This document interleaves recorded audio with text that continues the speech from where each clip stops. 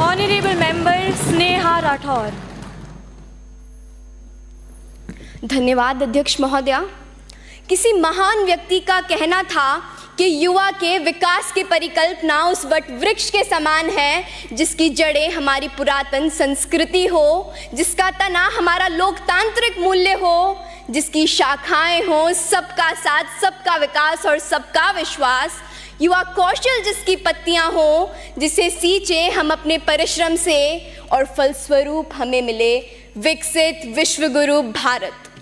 As quoted by Mahatma Gandhi, live as if you were to die tomorrow and learn as if you were to live forever.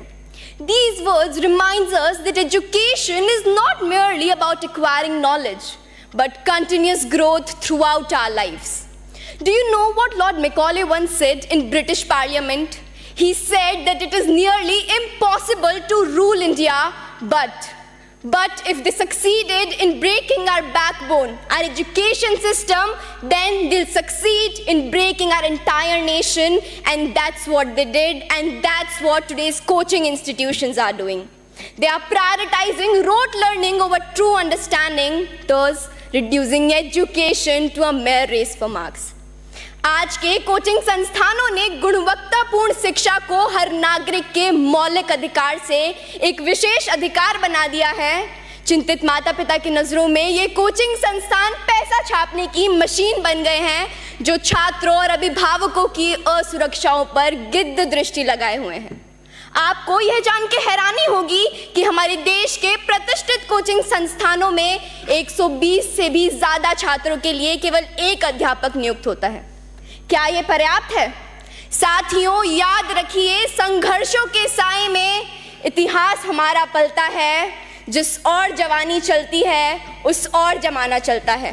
हमें ज़रूरत है मजबूत नियम बनाने की ताकि यह कोचिंग संस्थान पारदर्शी रूप से संचालित हो और छात्रों की भलाई को प्राथमिकता दें।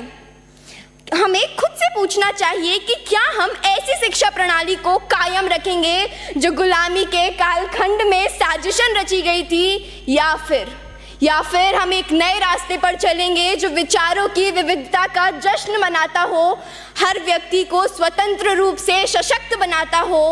अंत में मैं बस यही कहना चाहूँगी कि वसुधा का नेता कौन हुआ, भूखंड विजेता कौन हुआ, अतुलित यशक्रेता कौन हुआ, नवधर्म प्रणेता कौन हुआ, जिसने न कभी आराम किया, विघ्नों में रहकर काम किया, विघ्नों में रहकर काम किया। जय हिंद, जय भारत और धन्यवाद।